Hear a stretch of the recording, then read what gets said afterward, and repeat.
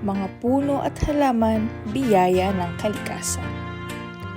Malinis, berde, at presko. Ganyan kaganda ang aming kapaligiran.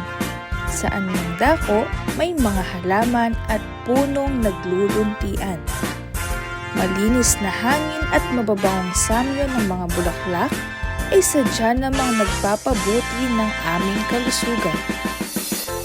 Lakad dito, lakad doon, masayang-masayang naglalaro ang mga kabataan.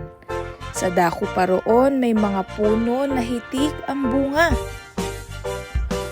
Si Kuyang Guard ay hinihintay upang manungkit at sa amin ibigay.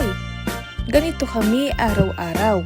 Salamat sa inang kalikasan sa mga biyayang ibinigay.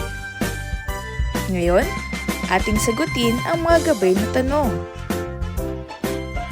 Una, ano ang paksa ng kwento? Kalawa, ano-ano ang mga halaman na nabanggit sa kwento? Ikatlo, bakit masayang-masaya ang mga kabataan? Ipaliwanag ito. Ikaapat, ayon sa kwento, anong mahahalagang bagay ang naibibigay ng mga puno at halaman? Ngayon, atin namang sagutin ang isang aktibidad. Isulat sa patlang ang wasto kung ang pangungusap ay tama o di wasto kung ito ay hindi tama.